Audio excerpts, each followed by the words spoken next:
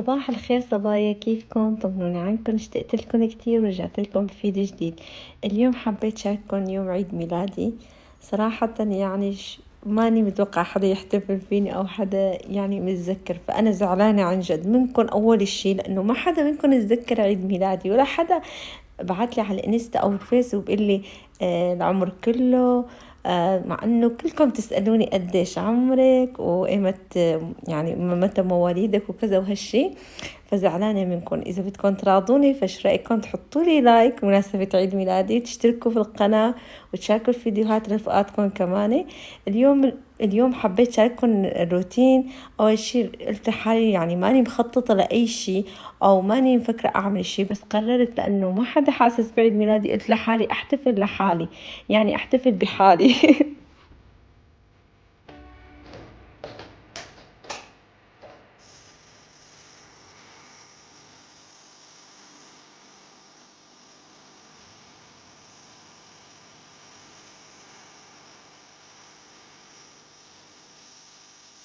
أكيد بدكم تفكروا إنه بدي أحط إيدي على خدي وإنه أزعل أو أتضايق إنه ما حدا احتفل فيني أو كذا. لا بالعكس، حبيت أعمل لحالي أجواء خاصة فيني، يعني إنه أنا أسعد حالي. وأنا عندي فكرة إنه دايما الإنسان بيقدر يسعد حاله، ما حدا بيقدر يسعده. يعني إذا أنت مقررة تسعدي حالك تسعدي حالك. فهون أنا فقت، أول ما فقت شفتوا أنتوا كلياتنا بنرتب هالبيت بنظبطه لأنه عن جد ترتاح نفسيتنا، وأنا بترتاح نفسيتي لما بشوف بيتي مرتب. وبعد ما أرتبه انعزمت اليوم على فطور لعند وحدة من جاراتي، فاتحة هيك محل جديد جنبي بالمنطقة، وعم بتعمل كتير شغلات حلوة، وحبيت أروح على الفطور وألتقى مع جاراتي وأنبسط وأقضي وقت معهم. هذا الوقت كمان كتير حلو إنه أقضي وقت مع جاراتي وأنبسط فيه معهم.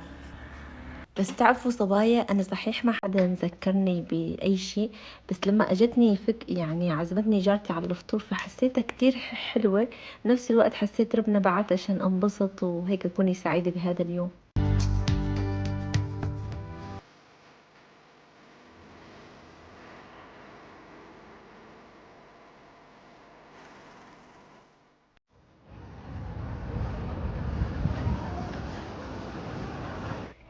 اجتمعنا أنا وجاراتي بمحل جارتي. جارتي عاملة جنب محل حطت طاولات وكراسي، وأول ما جينا ضيفونا المليسة. صار لي زمان ماني ضايقة المليسة، فحسيت طعمتها كتير لذيذة. بعدين القهوة كانت جو كتير هيك حلو، بلش الخريف باسطنبول، قعدنا قعدة كتير حلوة. بعدين ضيفوا الصحن الفرنسي، شفتوا أنتوا لما أجوا جاراتي ضيفت نفس الشي، صحن فرنسي نفس الشي بس إني مكترين ما شاء الله، وكله ما شاء الله شي طيب ولذيذ عن جد. أنا الحمد لله يعني يومها كنت ماني فطرانة، ففطرت فحبيت الأكل كتير كتير وكتير عجبني، وهيك الله يرزق ويعوض عليها، وإن شاء الله يا رب تكون فاتحة خير هذا المحل عليها. هي كمان بتبيع ثياب وبتصدر للإمارات وبتبيع هون بتركيا، فكتير شغلات حلوة ما شاء الله عندها. كمان حبيت فرجيكم ياهن.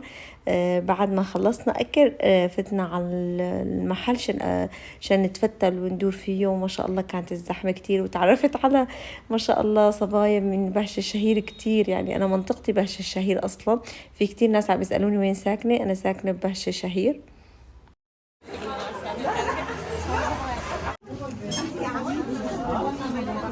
لا والله لسه هلا مو شوي عم جايزنا بضاعة كثير رح نفتحها. بدنا نفتح هلا. هلا نفتح هي البضاعة المقاسات كلها هلا ان شاء الله.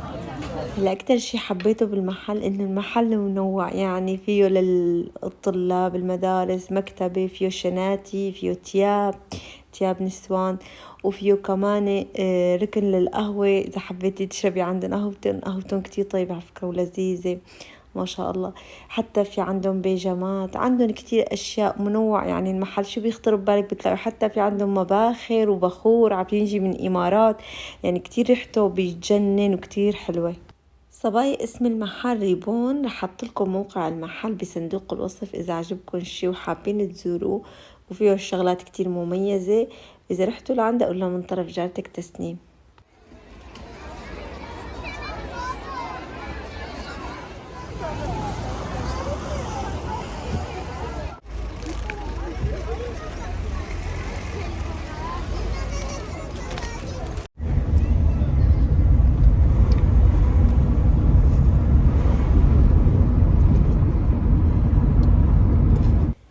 بعد ما جبت شام من المدرسة حملنا حالنا ورحنا على المول. تفرجت شوي بالمول وكانوا عاملين انه السواكيكي شوية تخفيضات، تفرجت شفت الاسعار وكذا وكيف. بحب انا اتفرج صراحة، انه كاتبين كانوا انه اشتري 3 قطع واربح قطعة هدية، بس بتكون القطعة رخيصة يعني ارخص قطعة بتشتريها هي اللي هدية.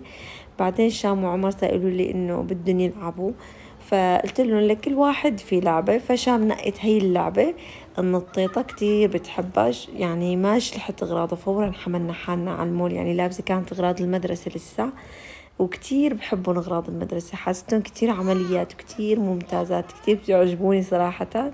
وعمر نقى هي اللعبة. بتعرفوا الصبيان عشقهم السيارات، كتير حاول وقت ليتعلم شلون يسوق هاي الشغلة، وهي جديدة عليه صراحة، بس حلوين كتير وقضوا وقت حلو.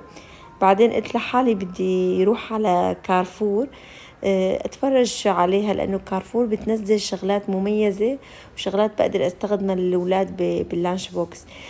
حتى عندها مثلا معجنات، هدول الشغلات بتجي ارخص من باقي السوبر ماركات، فكتير بحب هاي الشغلة عندهم.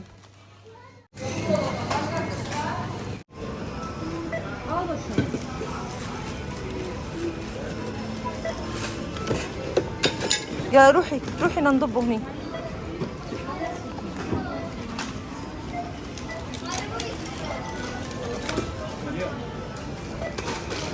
فشو عملت يا صبايا بكارفور؟ اشتريت قطعة جاتو. هاي الجاتو عاملين هن عليهم تخفيضات كتير بكارفور. القالب الجاتو ممكن رخيص كتير، اما هاي القطعة ب22 ليرة. فاخدت هاي القطعة احتفالا بعيد ميلادي، لانه ما حد جاب لي جاتو. وجبت حتى كروسان هاي العلبة شفتوها ب30 ليرة سعرها.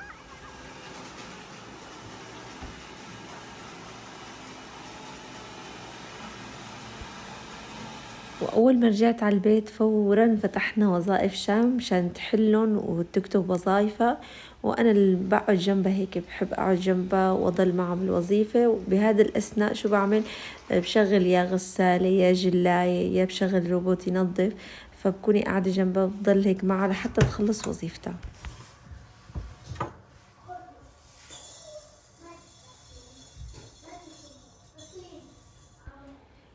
اليوم كنت بدي أعمل كبة، وصادف بهذا اليوم أجت لعندي بيان بنتها لبنت حماي ولا أكيد أنتوا بتعرفوها.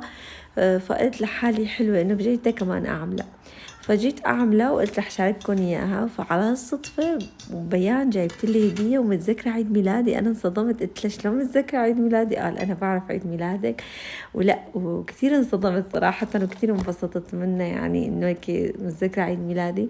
ونفس الوقت بالليل لما جيت أفتح هدية والبيان فحزروا شو صار مفاجأة كتير حلوة كمان. يضلوا معي لآخر الفيديو حتى تعرفوها. هون أنا كنت عم بعمل الكبة. فأول شي نقعت كاستين برغل ناعم مع كاستين مي سخنة، وبدي أتركهم 20 دقيقة أو نص ساعة. مثل ما شفتوا حركتهم مع بعض وتركتهم على جنب. هون بلشت أعمل الحشوة. فرمت بصل ناعم مع شوية زيت، وبعدين حطيت فوق اللحمة شوية مدهنة بتعطي طعمة أطيب. بعدين بضيف لها البهار والفلفل الأسود والملح، وبس تستوي عنا بنتركها لحتى تبرد وبتصير جاهزة عنا الحشوة. كتير طريقتها سهلة ما فيها شي. وفي ناس بيضيفوا لها أنواع وأشكال، يعني كل واحد وذوقه. وفي كمان صبية قالت لي شغلة انه هي الماكينة السخيفة تبعت البصل اللي بتقطع بصل ناعم.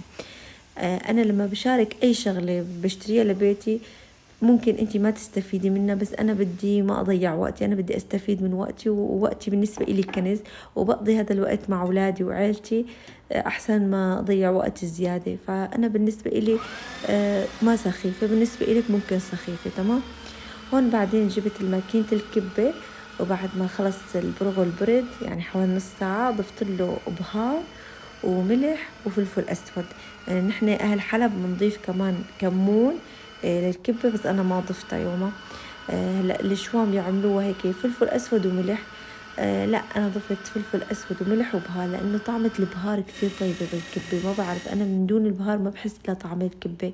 بعدين جبت مي باردة. كل ما بدي هيك أدعك دعكة هيك بدعكها بالمي الباردة، برشلها هيك مي بنخليها هيك الحبة تتفتح أكتر، لأنه المي ما عطينا كفايتها، فهي الطريقة بتساعدنا إنه الحبة تتفتح. فأنا درت البرغل مرة وراح أديره مرة تانية مع هبرة حطيت 1/4 كيلو هبرة. هو المهم يكون في هبرة كمية بسيطة بتصير بتتماسك وبتعطينا القوام اللي بدنا إياه للكبة. والحمد لله مين ما بيجي بدوق كبتي بقول لي كتير طيبة.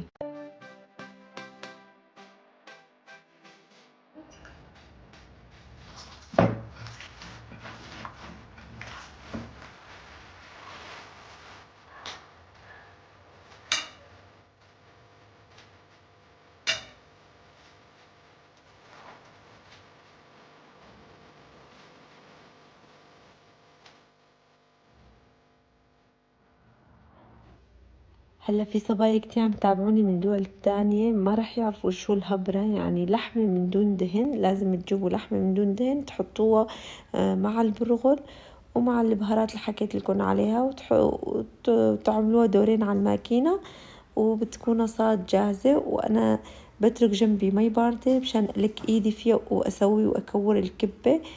كل واحد بيحب يكورها بأشكال متنوعة. في ناس بتحب تعمله شكل مسطح، وفي ناس بتحب تعمله دعابيل، فاللي انتو بتحبوه اعملوه. انا بحب هذا الشكل وبتنقلى يعني بتاكلوا وما بتشبعوا منه صراحة. الكبة غير شكل. انا لما بفتح ورشة كبة بعمل كميات كبيرة عشان احطها بالفريزر ايمت ما اشتهيت او اجاني حدا بقليها وبقدمها. لونهم بجننوا ها.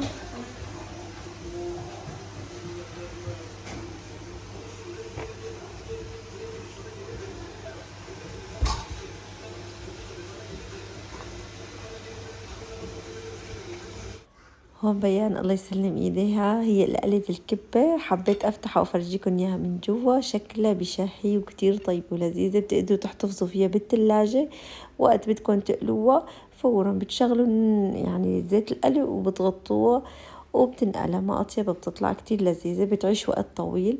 هون كنت أنا مقررة مع الكبة إنه سوي كبة بلبنية، بس بيان طلعت ما بتحب الكبة اللبنية، فمشان هيك جبنا مع الكبة المقلية أكل جاهز. جبنا كريسبي وجبنا الشاورما وفروج مشوي وعملت سلطة وقلينا كبة. كان الأكل كتير بشهي وكتير هيك انبسطت بالأكل وهيك وقضينا وقت حلو مع بيان. ولادي كتير بنبسطوا لما بتجي بيان. لما بتروح كتير بيزعلوا بيتعودوا عليها وبصيروا بيتقاتلوا إنه بدهم بيان تنام جنبهم فكتير بحبوا لبيان. فأنا كمان والله كتير بحبها.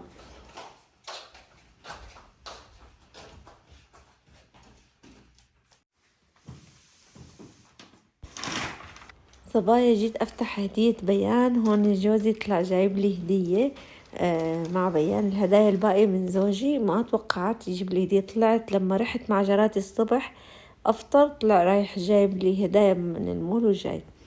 فهون صبايا أول شي هدية بيان كان جايب لي هي الشنتاي السودا. أنا قلت له يعني شلون عرفان إنه أنا لازمني شنتاي سودا؟ وسبحان الله شنتايتي انخربت يعني على الكب صايرة يعني ما بقى تستخدم.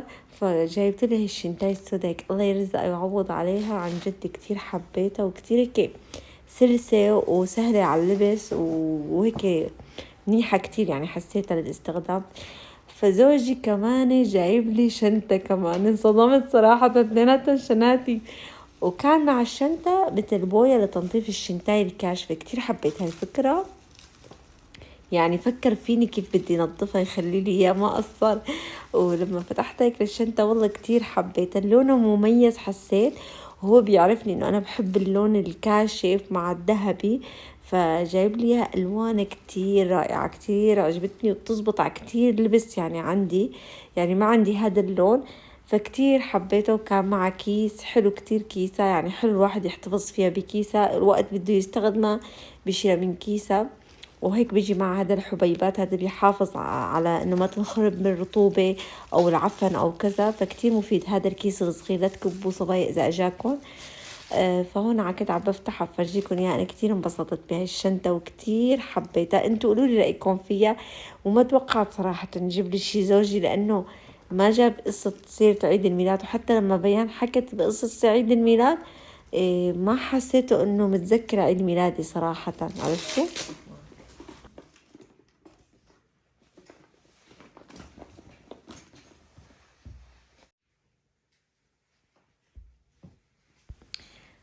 بعد ما شفت الشنطة كتير تحمست لأشوف الهدايا الباقية. أول مرة يعني هو زوجي بيهديني، بس أول مرة بيهديني الشغلات هيك نسائية مثلا نحن بنحبها بنهديها لبعض نحن النسوان. فحسيت إنه هو بيعرفني إنه أنا بحب أشتري بإيدي، فبقول لي روحي اشتري لحالك. فهي أول مرة بجيب لي هيك شغلات صراحة. تاني شغلة كانت هي مثل البوط هذا للطلعة، كتير حلو كتير حبيته، هيك كمان عليه جنزير ذهبي مثل ما كنتم شايفين، موديله مميز يعني، كمان حسيته من الموديلات الجديدة وحبيته يعني كتير حلو. كمان على اللبس تحت الفساتين بيطلع حلو. تالت شغلة كان جايب لي كمان بوط يعني خفافة، بس هي جايب لي اياها للنادي، مريحة انه بشان الرياضة. شفتوا انا اكيد متابعني على انستا بيعرف انه دائما 3 ايام بالاسبوع في عندي نادي رياضة، فجايب لي هي الخفافة للنادي رياضة.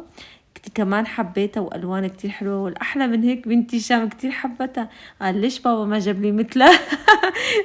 حتى الاطفال بدهم نفسنا. كتير انبسطت بالهدايا. الله يرزق زوجي وهيك ويرزق الجميع يا رب، يرزق بيانه ويخلي لي اياهم، عن جد ما قصر وكتير حبيته. ان شاء الله يا رب تكون عجبكم الفيديو. اذا حبيتوه عجبكم ما تنسوا اللايك والاشتراك بالقناة وتشاركوا مع رفقاتكم. بشوفكم فيديو جديد وهلا بلكم سلام.